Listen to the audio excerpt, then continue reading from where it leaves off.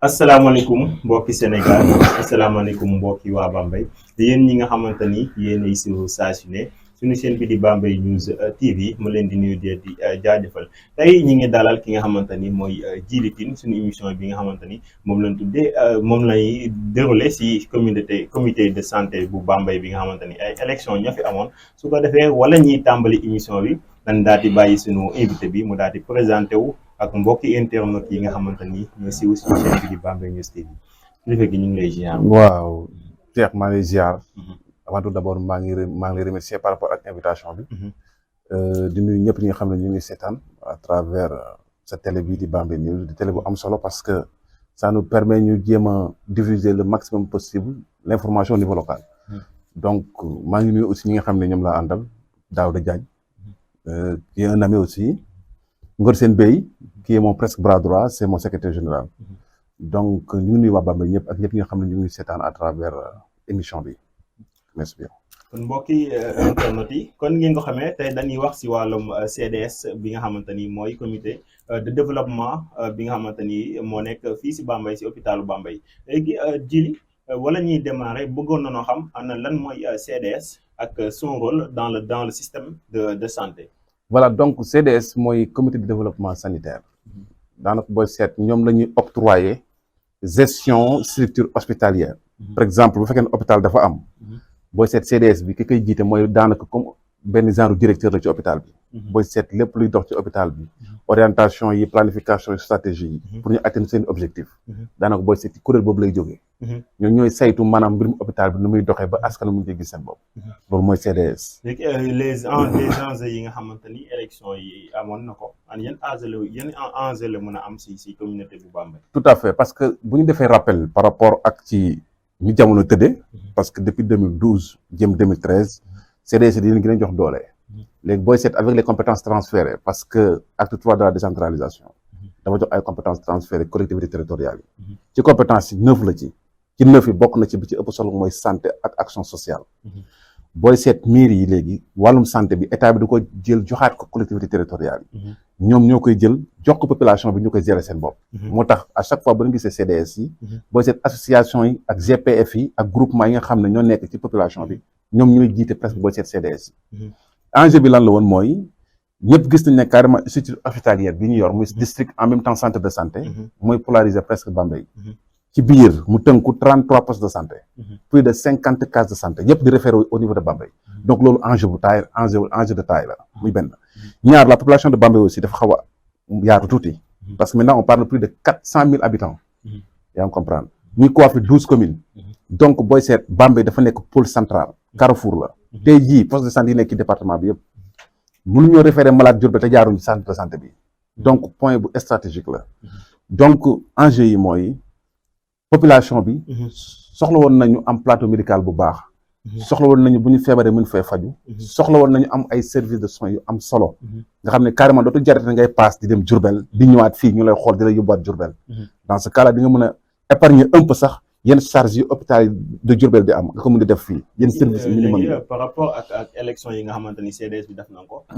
yéen ana yan projet yoo xamante ni amoon ngeen ko pour le changement waaw parce que booy seet daanaka ñun depuis mois de novembre 2024 ñu ngi woon ci lancé bi ñu ngi woon ci ay recherche def ay diagnostic xool hôpital bi nu mu demee xam ne carrément lu bëri doxul ñu ne ñun nañu constituer en équipe pour def de telle sorte que ñu mettre en place un projet communautaire boo xam ne ñëpp ciy gis seen bopp pour ñu relever le plateau médical ñu teg ko ci ay phase bañ defee constat ba pare def projet bi dañ ciy xëcc ay brochure de programme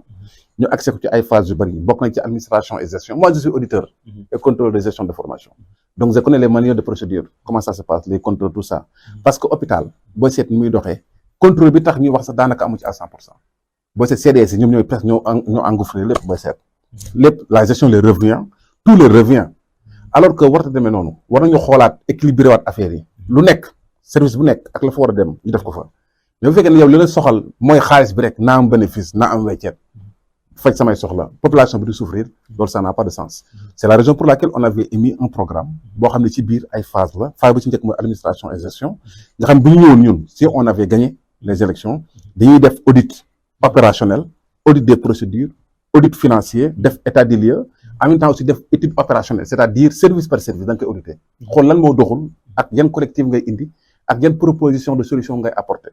su ko defee nga xam ne carrément dans ce cas di nga xam lan mooy mal bi dëgg ak nag yan solution nga ci indi loolu première phase bi deuxième phase bi mooy amélioration des services et de la structure c'est-à-dire les soins de santé services yi fi nekk am na yoo xam ne carrément dañu am problème ñii problème rajo la ñu am ñii am nañu problème éco affaire yooyu noonu tout ça voilà donc question bu cruciale à chaque fois gars yi dañu koy wax rajo Bambey bi doxul te loolu je pense que ne war nañ cee mën a taxaw quoi parce que hôpital bokk na ci li ci ëpp solo mooy rajo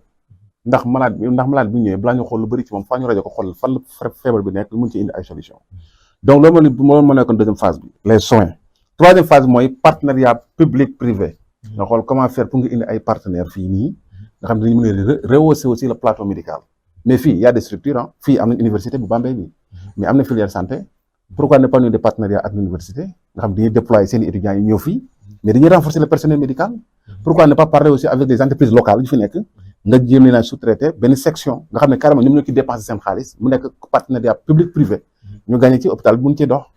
tout ça c'est des propositions de solutions mais on nous a pas donné l'opportunité de pouvoir l'expliquer mais opportunité yi est-ce que comme les informations yi nii am ñu opportunité wax ak ki nga xamante ni moo nekk ci hôpital mais attends nous xam nga ñun tëjuñ suñu porte tëjuñu ko nous on est ouvert au débat tant que le débat est constructif et que ça mène à ay concertation yu am solo yoo xam ne population bi dina ci gis boppam ñun on est toujours ouvert ñun lañu xam la ñu jàng la ñu mën tënk nañ ko ci kayit waaj nañ ci terrain bi def nañu ay campagne dem nañ ci askan wan nañ leen ay brochure de programme c'est la première fois élection CDS di am Bambey ñu indi projet indi programme ñu gars yi bi ñu ñëw di def campagne wax kese la ñuy def wax diw moo ne naa ñëw bokkoon naa fee dama am problème saa waay dàq na ma damay ñëw nekk candidat loolu moo fi am maanaam ay mber ngeemu ñoo fi am ak ñoo xam ne ils sont venus avec les mains vides ñun ñoo ñëw def campagne proposer solution indi programme teg ko mu leer na ñun am nañ document de référentiel nga xam ne tey jii ëllëg bu ñu yoree hôpital bi nga xam ne carrément li doxut di nga am foo mën a sukkandiku ne lii de yéen a ma ko joxoon doxut yéen a ma ko waxoon kon am naa droit teg leen fi mais amul benn candidat booy gis boo xam ne indi na offre programmatique amul en plus de ça benn affaire pourquoi les candidats ñi nga xam ne ay candidats la ñu woon ci CDS bi mu leer na ay candidats lañ pourquoi ñoom sollicité ñu def ay débat yi ku nekk wax la nga xam lan nga mën dans ce cas là dañuy xam fan la affaire yi nekk kan moo yor lan ak kan ay kan mais ils n'ont pas pu faire ça si cadre boobu mën na noo dikkaat par rapport aux élections ana léew nan nga ko gisee pourquoi que ni jox ñu leen maanaam le pouvoir ñu de s'exprimer kenn ku seeg 5 minutes wala 2 minutes tout à fait li nga xamante ni élection yi noonu la déroulé tout à fait jàngat nga si am tout à fait bon c'est-à-dire d'autant plus que c'était notre première fois suñu première participation la woon dañu demoon pour am xam nu muy demee am ci expérience lu bëri jàng nañ ko ci defe naa aussi le préfet aussi mu ngi ci rôle am parce que def na kéem tolluwaay kattanam ba élection yi tenir nañ ko parce que boo leen fàtte ne élection yi dañu ko waroon jàpp presque booy seet ci mois de décembre ñu poussaat ko ñu changé fi préfet indi fi beneen préfet bu bees ñu xaaral mu jël fonction loolu yëpp am na fi donc ñun personnellement date bi ñu jàpp élection yi dañoo xawoon bett parce que ñun dañoo jékki-jékki ñu ne semaine bii la man maa ngi fi ñëw le jeudi laa fi ñëw jeudi matin vers 5 heures du matin laa ñëw Bambey élection yi mi ngi nekkoon samedi man on m'a informé le mercredi donc ma ñëw jeudi donc on n'avait pas largement le temps pour pouvoir bien mener la campagne revoir nos bases donc le premier aspect première circonstance la deuxième bi mooy man je pensais que ne préfet waroon nañoo jox les candidats déclarés war na leen jox opportunité à ce que ñoom ñu taxaw devant le public ku nekk wax la ma sa offre programmatique lan nga bëgg a def fan nga bëgg a jëmee centre de santé bi boo ko yoree yow fan nga ko jëmee quels sont les points ak points yi nga xam ne moom nga bëgg a développer pour santé bi jëm ci kanam bu ñu benn ñaar les profils des candidats aussi c'est important ñu déclarer ko mais ku nekk nañu wax lan nga ku nekk bu fekkee la nga jàng wóolu nga ko xam nga la nga doon mais pourquoi pas ne pas ñu teg en place les profils ñu wax ku nekk lan nga ndax tamit quand on parle de la gestion du CDS bi laaj na ay compétences techniques parce que là on parle de gestion des hommes on parle aussi d'aspect comptabilité te loolu aspect technique la da nga koy jàng mën ko xam ni ngay doxal bu dee da ngaa jublaa mais fekk na nag ay taf yëngal moo la animé bon mun nga nekk n'importe qui ñëw prétendre dirigeant man nag waxuma ko pour stigmatiser kenn mais dama ne carrément lépp loo xam ne gestion publique la dafa laaj nit ki am ay compétences techniques pour war ko mën a doxal là-bas on parle de contrôle on parle de comptabilité on parle de gestion je vous ai dit tantôt que moi je suis auditeur donc vous avez le profil parfait on avait un programme parfait et on avait un projet pour changer la structure de base mais les Bambeywaar en ont choisi autrement bon mënuñu ne mere parce que ku nekk la dal sa xel ngay def doo wax nit ne ko kaay mu dem na par force wala amul fenn leen la ñu mën am nañu yaakaar dem nañ ci ñu yaakaar ne dañuy jàppale waxtaan nañu ak ñoom joxoon nañu seen i kàddu ñu nañ ci élection yi gis nañ ni mu demee on prend acte et on prend note rendez-vous ngi ci suñu kanam dañuy préparer waa rek xool fan la ñu juumee jëm ko réajuster waat prochainement bu ñu ñëwee xëy na population Bambey dañuy gën a déglu loolu la amul lu may répondre ci question boobu. si seen démarche yaakaaroon ni am na lu desoon si seen élection yi pouvoir pour nit ñi xam leen bu baax a baax par rapport ñu ne xamee yenn candidats yi. tout à fait parce que comme ni ma la wax xam nous sommes des jeunes ñun ay jeunes lañu en plus de ça aussi on était avancé woon nañu lu bari parce que dañoo teel def campagne muy ñaar ñett les moyens peut-être n'étaient pas au rendez-vous. Oui, parce que on se démarquait avec nos propres moyens. Nous avons démarqué suñu bopp. Nous avons corrigé suñu bopp. Amuñu yéene ak yaakaar kese moo taxoon ñu ñëw. Mais sur le plan médiatique aussi, ça a fait un peu défaut. Sur le plan visuel aussi, à travers les réseaux sociaux, xaw na nekk ab lacune parce que on n'était pas assez ci réseaux sociaux yi, on n'était pas assez ci aspect numérique bi. Mais ça nous a dinañu enseigner lu bari quoi. C'est-à-dire pour l'avenir, on saura comment faire parce que ñun après l'élection yi rek ci lendemain bi rek def nañu réunion technique xool ce qui n'a pas pu marcher prochainement comment nous allons faire pour ñu jéem a xam nga rehausser le niveau fi nga xam ne am nañ fay lacune ñu jéem koo defaraat ba nga xam ne bi ñu ñëwaat gars yi dañu jaaraat foofu li nga xam ne moo desoon ci ay campagne ak ay visites mujj ñu ko def ñu xool prochainement comment nous allons faire pour ñu jëm ci am na yeneen yoo xam ne kenn du ko wax ci kanamu télé mais ñu ngi ciy waxtaan suñu biir ñu xool prochainement comment nous allons faire pour ñu jëm cee dem te beneen affaire bu am solo aussi dem ko fàtte ce qui nous a été un peu fatal mooy le fait qu'on n'a pas pu trouver de consensus lors des concertations parce que bu ñu waxtaanee suñu biir ba am consensus ci kiy jiite pour man defar bi du demee nii mais ku nekk da nga bëggoon téye fi nga téye mordicus na may jiite problème boobu tamit am nañ ko parce que am na élection yoo xam ne boo ciy dem il va falloir ngay bàyyi yenn yi ñenn ñi dem maanaam du question man maa fi ne rek maa war a jiitu par force maa mag maa war a jiitu par force non ça ne se passe pas comme ça nañ teg les critères teg les profils teg les projets ñu xool ku gën a yelloo ku gën a jaadu. est-ce que woote woon ngeen benn kii waxtaan si seen biir yéen ñooñu. tout à fait loolu laa lay wax il y avait des candidats déclarés. on nous avait appelé pour une réunion ñu xool comment nous allons faire pour mettre en place une équipe. boo xam ne bu ñu demee du am ay discorde ay xëccoo fii. l'équipe est déjà là dañuy dem rek ñu dem def consensus ñu voté. mais problème bu ñu amoon mooy kan mooy war a jiite. problème boobu la ñu amoon. voilà qui va diriger l'équipe. mais dem nañ waxtaan nañ ba ay 2 ou 3 heures du matin on n'a pas pu trouver de consensus sama xarit bi Samba mais moom li mu la waxoon leer nee na ginnaaw demee na nii nañ teg profil yi léegi ku nekk nañu wax lan nga mën ak lan nga jàng ñu topp ñu xool ñoom ñu bañ ñu ne leen maintenant ginnaaw demee na noonu moom tamit mu joxe benn proposition mu ne léegi nañ teg les programmes ñoom ñu bañ ñu ne léegi la ngeen bëgg kon yéen ça veut dire que mënuñoo ànd parce que yéen nangu leen teg profil yi nangu leen teg programme nangu leen teg projet yi léegi ci lan ngeen bëgg ñu ànd léegi ci yaa ma mag rek dama war a topp si ginnaaw ça ne doit pas se passer comme ça tant qu'il y a la compétence moo war a jiitu tant qu'il y a les connaissances ñun ñu war a jiitu ci kanam loolu laa d'accord. léegi par ñu démarrer si départ si.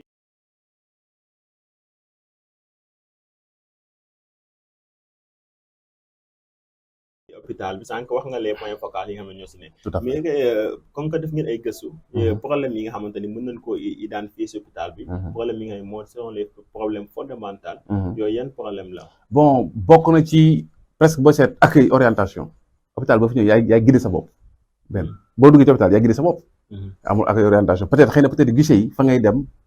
te foofu sax da ngay laajte des fois muy benn ñaar service urgence bi gis ngeen nu mu demee léegi du urgence nañu wax dëgg quoi en fait. mais léegi du urgence du mel ne bu Bambey bi léegi du urgence box yi gis nga ni mu toll léegi du urgence mu ñaar ñett l'environnement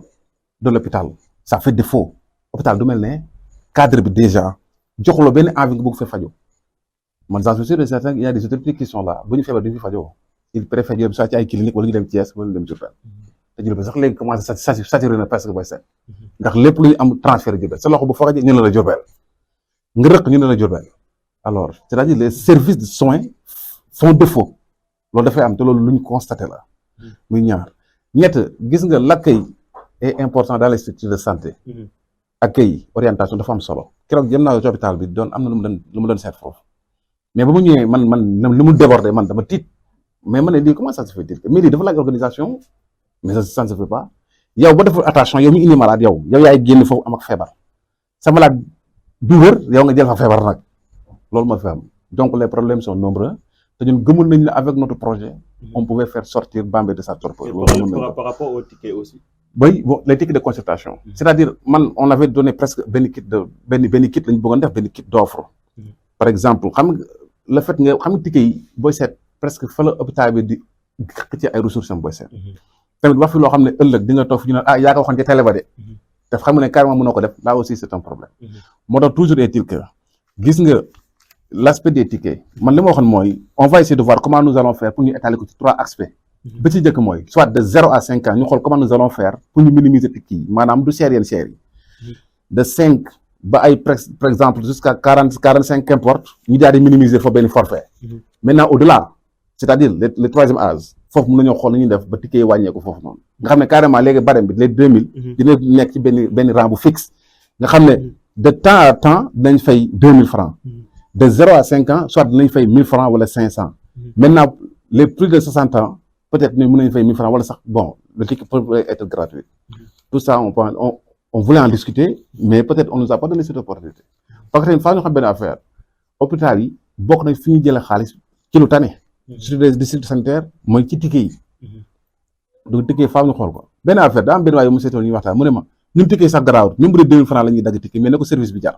maanaam faj bi ñu lay faj na nekk faj bu méngoog 2000 francs. quand même mais nga dagg 2000 francs ñu faj la faj boo xam ne téeméer la. loolu je pense que loolu moom franchement jaru ko quoi en fait man d'accord naa may dagg 2000 francs mais 2000 francs yi may dagg na am impact par rapport ak consultation bi may def ma gis sama bopp ci ñu may consulter. et puis y a-t-il des solutions yoo xamante ni mën nañ ko apporter par rapport pas à élection yi mais yéen mën ngeen ko apporter si hôpital bi. oui effectivement parce que xam nga sànq yaa may poser question ne ma cadre de consultation comment faire pour nga buñ leen ouvrir seen porte nee naa ñu tëjee suñu porte pour kenn gis nga nous on allait développer même des partenariats entre district sanitaire wala centre de santé yi ak ñenn ñi nga xam ne ñu ngi nekk Dakar ñoo xam ne on avait déjà parlé on avait déjà discuté comment faire pour que une fois les élections remportées ñu nee ay relations entre deux districts parce que fee boo seet ñoo xaw a gën a avancer un peu ci affaire santé si seen aspect médical tout ça parce que boo seet par exemple bu dee Colobane ñoom am nañ centre d'imagerie médicale boo xam ne coûté na plus de 2 milliards c'est une référence loolu boo seet hôpitalu Sénégal yëpp moom Colobane kese la te centre de santé la te pour bientôt ça va être opérationnel parce que daanaka def nañu presque travaux yi pare na maintenant imaginez tey ji par exemple man ma xam président CDS bu nekk foofu ki nekk Bambey fii xam naa ko mais je voulais les mettre en relation nga xam dañuy liggéey ci ay cadre de partenariat surtout côté boobu mais bu fekkee ne ubbi leen say porte ki fi nekk day fas kanamam du la may aspect nga dugg waxtaan ak moom mais comment ça va se passer. est-ce que essayé ngeen di gis ko wax ak moom si cadre développement wala collaboration entre maanaam Colobane ak Bambey. bon franchement pour dire vrai d'autant plus que moom mu ngi doog a toog ba léegi amaguma accès toog waxtaan ci loolu mais bu fekkee ne par exemple tey ubbi nañu porte tey ñu ne carrément dama bëgg ginnaaw gestion bi gestion communautaire la gis naa ni ñëpp war nañ ci mën a jàpp parce que boo seet affaire santé léegi gestion communautaire la pas population bi gis boppam ki hôpital bi lu muy doxee ak si soins yi ndax am na soins de qualité ou pas léegi bu fekkee ne yow carrément xam nga ne service dafa défectueux xam nga li fi nekk xam nga ne équipement bi amoo ko xam nga ne service yi doxul te am na feneen fu muy doxee te am nañu ay partenaires ñooñu mais da nga jëm rapproché rek ñooñu wala nga xool benn ligne de coordination boo xam ne dina mën a joindre yow ak yeneen structure de santé yi nga xam ne carrément da ngay mën a dox ci lu bari ndax am na ay journée de consultation gratuite yoo xam ne war nañ ko mën a organiser am na ay journée yoo xam ne carrément ay dons de médicaments war a nekk wala ay journée de causerie wala ay ateliers de formation nga former et les associations les mouvements de femmes et les jeunes nga nekk ay relais communautaires am na ñoo xam ne tey jii par exemple tey ils sont prêts à venir pour travailler ci structure de santé bi mais bu fekkee ne ubbi leen porte fan lañ jëm mais xool ku mel ne Khadim Badiane je le salue au passage mu ngi poste de santé bu gàtt mais il est extraordinaire il est en train de faire des résultats remarquables te ñëpp ko xam ci jour yooyu te pourtant moom lu mu gën a bëgg mooy ñëw liggéey fii ci hôpital bi te ne pare na da koy def xam nga ci benn condition pare na pour ñëw bokk fi pour ñëw liggéey fi mais bu fekkee ne yow kooku xajaloo ko mayoo ko jot pour mu ñëw bokk mais comment il va faire man sama rak sage-femme la mu ngi centre de santé bu Fatick mais elle est en train de faire des résultats extraordinaires mais keroog bu ñu waxtaan dafa man yéen boo gagné CDS bi xëy na peut-être dinañ mën a ñëw fii liggéey si mais kooku tey jii man j'aurais préféré le fait que muy dem au niveau de Fatick dafa joxe ay compétences am mais mu defoon ko fi mu gënal ndax doomu dëkk bi la ñun bu ñu sañoon suñu centre de santé bi mooy gën ci région bi moo fi gën yëkkati niveau yóbbu ko hôpital niveau 2. mais est-ce que yéen a ngi essayé au moins juste bañ a toog rek naan dañoo tëjal ay seeni porte ak yooyu mais est-ce que yéen a ngi essayé dem ba si ki nga xamante ne c'est le responsable ngeen wax ak moom. xam nga waxtaan nga boo toog rek naan ubbiwuñu suñuy porte ak yooyu noonu loolu affaire bi du mujj fenn. tout à fait xam nga waxtaan ñaara koy def. xam nga bu ñu bëggee te kee bëggut xam nga day xaw a doy waar. xam nga mënuñoo ñu ne ko par force di lay jàppale. ah kon mu génn ñu hôpital bi di wala. non juste mais nga informer ko mu xam na ne yow wax nga. waaw foofu xam nee naa sànq nee naa ñoom ñu ngi doog a toog parce que beneen mandat bu bees la. xëy na peut-être ay pourparlers dina am waxtaan dina amaat. quand l'opportunité se présentera incha allah. ñun dinañ ko def xam nga ñun on est organisé. nous sommes une structure on est organisé. ku nekk xam nga lan nga war a def. ku war a adressé courrier nañ ko adressé courrier. xam nga ki fi ne actuellement. ce n'est pas la première fois ñu toog di waxtaan. ce n'est pas la première fois. gi nga première élection yi doon def ñun ba ñun seet suñu waxtaan ak ñun ñu jàppale ko votel ko. ñu waroon intervenir ci hôpital bi ñun waroon nañoo intervenir ci hôpital bi defar ko. peinture tout ça avec gratuité laajowuñu ko dara. parce que man je dirige une organisation qui s'active sur le domaine de l'art et de la culture. je suis entrepreneur. poste de santé bu école 4 bi. ñoo ko décoré ba mu rafet. gis nga ko nu mu mel noonu ñun la. donc ñun yàgg nañoo contribuer par rapport ak suñu localité à titre gratuit. et pourquoi loolu mujjutoon àddu. pour hôpital bi. bon on ne sait pas en tout cas dem nañu gis nañ ko waxtaan nañu ak moom. boo xam moo ñu war a revenir après par la suite revenir à tout. ñu tamit mënuñoo forcer donc par force da nga ñëw ci ñoom c'est impossible ginnaaw moom moo yor décision yi. bu ko bëggoon pour man dinañ xam ne fi ñu nekk xam ne suñu contact dinañu woo wax ñu. ñu ñëw jàpp ci contribuer ci lu ñu mën. mais xëy na peut-être léegi moo ko téye on ne sait pas. en tout cas on lui prête de bonne foi. que ne carrément amoon na envie amoon na volonté pour def dara. mais xëy na am na lu ko tënk ba defu ko. mais ñun amoon nañu bëgg-bëgg parce que on voulait le faire de manière gratuite mais. gis nga da ko yàlla dogale ñun poste de santé bu école 4 bi la ñu mujj defar macha allah ba ñeneen dañu contacter sax ñu ciy dem parce que am na suñu gars yoo xam ne sax yóbbale nañu ba Mbàkke ñu defar seen poste de santé macha allah. est-ce que am na ay perspectives yoo xamante ni am ngeen ko. effectivement am nañu ay perspectives dans l'avenir parce que boo seet vision boo koy tënk da nga tënk ci 3 aspects sur le court terme le moyen et sur le long terme. ñun on ne s'est pas fait une fixation ci hôpital bi kese. déedéet ñun du ñoo bëggoon def un projet global. boo xam ne lépp lu structure publique ñun dañ ci mën a intervenir mais ginnaaw ci CDS la ñuy wax te foofu la ñu toll am nañ ci ay perspectives effectivement gis nga hôpital bi ñun gëmoon nañ ne tey jii bu ñu ko yoroon d'ici 3 ans non seulement dañu yëkkati plateau médical bi par le biais de partenariat par le biais aussi ci ay techniques yoo xam ne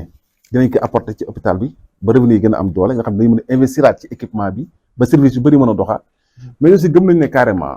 Bambey war nañ fi mën a def benn centre de formation ci wàllum santé bu adéquat boo xam ne carrément nit ki dina jàng am bac ñëw fi def formation pare nga instauré waat ko mu duggaat ci biir circuit bi nekkaat ci hôpital bi mais bu baax hôpital bi na ci bénéficier bu tey jii par exemple ci dans le cadre du partenariat public privé mais hôpital bi mën nañu ut benn section boo xam ne partenariat lay doon dañuy ut ay entreprises yoo xam ne seen responsabilité RSE la ñuy jël ñu liggéey ci ensemble mettre en place benn structure boo xam ne hôpital bi da ci am pourcentage partenaire public bi am ci pourcentage yeneen entreprise am ci pourcentage ñu tabax loo xam ne soit benn clinique lay doon wala ñu tabax loo xam ne benn centre de formation lay doon nga xam ne hôpital bi boobaa dootu amati problème financement dootu xaar des problèmes pour améliorer la santé. mais tout à fait mooy école de formation bi mu la par exemple tey jii hôpital bu génnee benn pourcentage teg mairie bi teg ñun ay partenaires ñu teg ñu tabax benn structure boo xam ne pour santé lay jàngale au niveau de Bambey jël doomi Bambey former leen ñuy fay xaalis boobu noonu ñu koy partage benn partie bi dem ci hôpital bi benn partie bi dem ci privé yi benn partie bi dem ci partenaires yi le personnel médical aussi ñu déployer ci hôpital bi dans ce cas là di nga mën a relever sa plateau médical di nga mën a relever aussi sa personnel médical aussi ba di nga mën a former ay nit ñoo xam ne di nga mën a jële fii yóbbu leen ci yeneen structure de santé yi yu nekk ci annexe bi ñu mën a jabit gën leen a jàppale comme ça santé bi gën a ñoŋ ci département bi donc tout ça c'est des perspectives mais d'autant plus que actuellement ki fi nekk bii mooy dernier mandat bi duñ koy ñaanal vraiment mu réussir ko parce que tamit la santé domaine bu essentiel la bu sensible la gis nga nit mën nga am lépp muy dox doo ci am problème mais sa santé bés bu yëngoo sa yaram yëpp koy yëg sa baaraam bu ndaw bi rek bu doon yëngatu laa de di mitti sa yaram yëpp koy yëg balaa ngaa dox di nga ko xoolaat donc santé daanaka booy seet muy lépp ci doomu aadama donc ku fi nekk actuellement ñu ngi koy ñaan ak équipe am bi ñu réussir parce que loolu moo ñu jig te moo jig Bambey tamit yàlla boo ko dara fa xasal lépp lu mu nal fii da nga xam ne carrément moo gën ci Bambey yal na ko yàlla def mu sotti parce que loolu la ñuy ñaan ndaxte gestion publique la te santé bu défectueux rek daanaka presque lu bëri day yàqu loolu moo tax vraiment ñu ngi koy ñaanal yal na réussir ci projet bi ñu ko équipe bi àndamoo aussi yal nañu réussir am ci ndam bu beneen yoonee nag incha allah bu ñu ñëwee mu daal ñuy jàppale rek ñu génn ñu jàppale leen ñu tamit ñu daal di ñëw jël affaire yi jëmale ko ci kanam parce que am na ñu yéene te gëm nañ ne carrément on a un bon projet te bu ñu ko doxalee fii dina dox mais tamit te ñun suñu portant bu gisee ne carrément opportunité am na pour ñu mën a toog waxtaan ci ay domaine bu ñu woowee ñu ñëwaa ñu wax ko lu ñu ci xam bu laajee bu fekkee ne am nañu ay réseau yoo xam ne mën nañu ko activer tamit dans le ci cadre bien faire ñun y a pas de problème on le fera gratuitement parce que Bambey jar nañu loolu. incha allah loolu wane ngeen ko wante tamit comme ni ma la koy waxee bu leen di xaar tamit mu leen di woo. tout à fait ngeen di dem. tout à fait tout à fait. su ko defee comme que temps bi li si des bëreetul. dañ lay bàyyi nga daal di tàggatoo ak mbokki internet yi nga xamante ni ñooy doon suivre seen bi di Bambey News TV. tout à fait donc maa lay sant di la gërëm Cheikh parce que yow sama nit nga. te yàgg nañu du tey émission yi daa war di bëri pour gars yi di xam bu mu nekk kese ci domaine de santé na nekk ci yeneen domaine sax affaire entrepreneuriat tout ça parce que dafa am solo. incha allah ndaxte bon gis nga média vitrine la boo xam ne day permettre nit ki. certes dinañ ko xam mais ñu xam ay domaine de compétence am. ak gis-gisam sur le long terme dafa am solo. donc franchement ñu ngi lay sant di la gërëm ci invitation bi. parce que yàgg nga ko sollicité xëy na tey la ñu am jot pour ñoo toog ci waxtaan ci lii mais waroon nañu waxtaan ci yeneen sax. mais xëy na lii moo gën a teew moo gën a jàmp. donc may sant ñëpp ñi nga xam ne jàppale woon nañ ma. ba may battre campagne. ak sama équipe di ma permettre nag ma cité leen tuuti quoi parce que di nga cee yàgg te di nga cee sonn. ku ci mel ni Ngor Sène Bey. moo ngi nii sama secrétaire général xam nga ko. Daouda Diagne. qui est un ami. qui est notre trésorier général. Moulay Diagne. qui est le chargé des relations extérieures. Tafa Mbaye.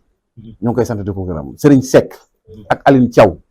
waaw maa leen di remercier bu baax a baax ak Samba Loum qui est le secrétaire général de Y'en a marre c'est un ami. pourtant il est depuis Dakar. mais il a contribué beaucoup de choses pour xam nga. ñu mën a réussir mais xëy na yàlla ni la ko dogalee. ñu ngi sant aussi ñëpp ñi nga xam ne jàppale nañ ñu ci Bambey maire Alima ñu ngi koy sant di ko gërëm parce que da ci jàpp bu baax a baax ñu ngi leen di sant bu baax ñu ngi sant aussi suñuy parents ñu ngi sant tamit maa ngi sant di gërëm aussi waa Dakar Colobane gi ma dëkk parce que damay ànd ak ñoom ci lu bari on avait porté ma candidature pour CDS bu Colobane mais dama ko décliné parce que Bambey fii dama ko joxe sama kàddu est-ce que yéen a ngi gis dama joxe sama kàddu fii moo tax ma décliné fële donc fii jaral nañu lu bari mais yàlla baax na xëy na yàlla mooy dogale noonu nit di nga uti dara yàlla xañ na ko da ngay sant waaw ak lépp lu mënta am da ngay sant parce que waa ji dafa waxoon ne nit loo dund ba koy toog di ko nettali santal yàlla kon ñu ngi sant ak ñu mënta demee sant na ma jërëjëf maa ngi sant aussi Nogay mi maa ngi sant di ko gërëm vraiment parce que jàmbaar la daal ci mbir yi waaw moo yor xarala gi daal ñu ngi koy sant di ko gërëm Nogay tamit ñu ngi koy nuyu bu baax a baax waaw Nogay ñu ngi koy nuyu bu baax a baax su ko defee mbokki internet yi yéen ñi doon suivre seen bi di Bambey News TV dañ daal di leen jox dig daje ba beneen yoon si ak yeneen i thème